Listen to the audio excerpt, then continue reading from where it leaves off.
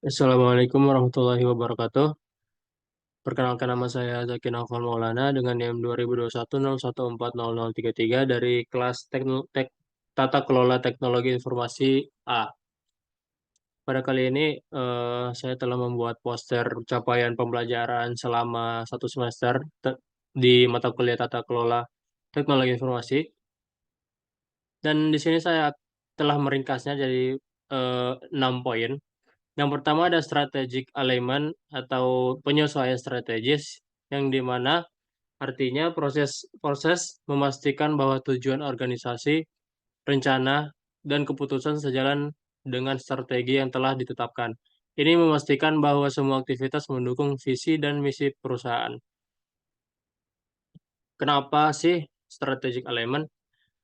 Itu karena agar terjadinya keselarasan antara strategi bisnis dan teknologi informasi yang digunakan. Eh, adapun dampak adapun dampak ketika tidak menggunakan elemen strategi bisnis dan strategi TI ini yaitu terjadinya over budget, selanjutnya proyek gagal, dan selanjutnya itu tidak sesuai harapan. Dan adapun beberapa tools bagaimana teknologi dan sistem informasi dapat digunakan untuk mendukung tujuan dan arah bisnis secara keseluruhan.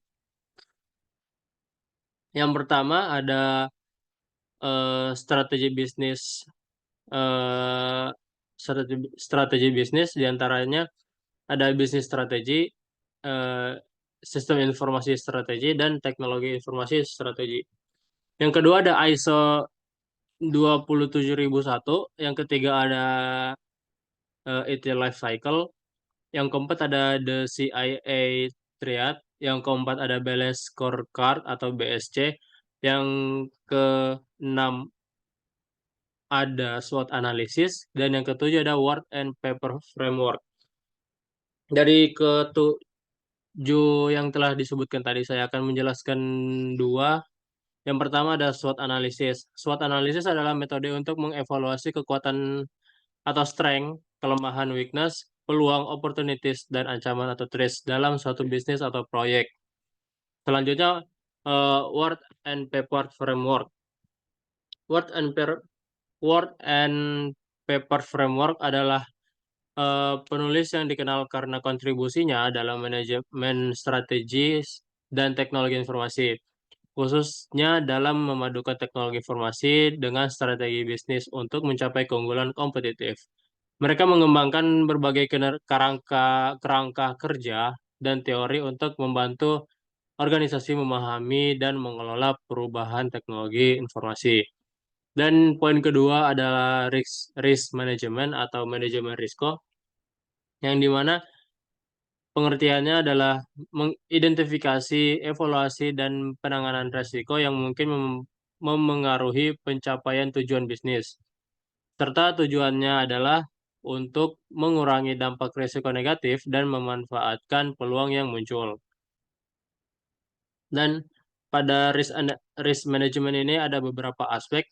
Yang pertama ada identifikasi risiko, yang kedua ada evaluasi risiko, yang ketiga ada mitigasi risiko, yang keempat ada pengelolaan risiko, yang kelima ada kepatuhan dan regulasi, yang keenam ada komunikasi risiko, dan yang ketujuh ada pengujian dan evaluasi berkelanjutan. Lanjut ke poin 3, ada value delivery atau pengiriman nilai, yang dimana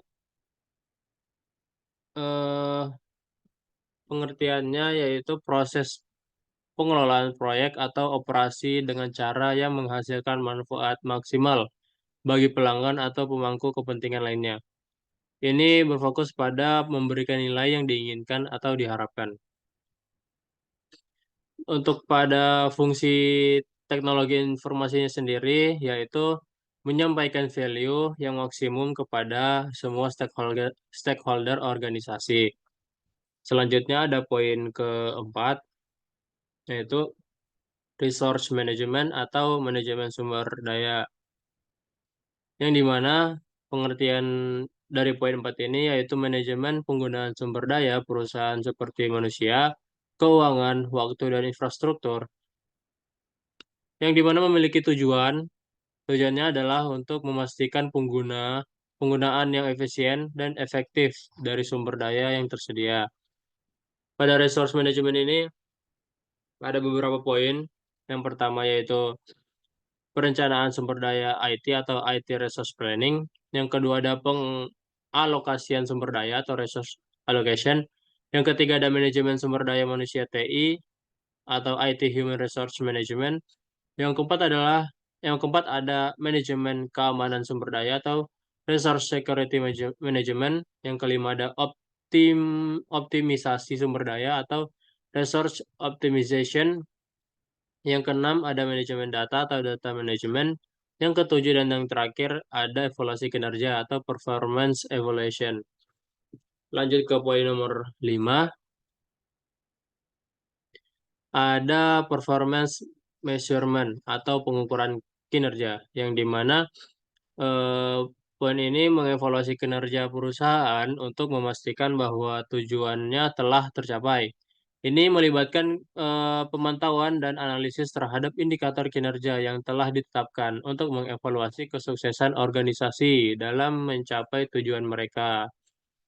Pada performance measurement ini ada beberapa poin juga seperti nomor 4 tadi, yang dimana pertama itu ada kepatuhan atau compliance, yang kedua ada keandalan sistem atau sistem reliability, reliability. Yang ketiga ada kinerja aplikasi atau application performance. Yang keempat ada penggunaan sumber daya, resource utilization.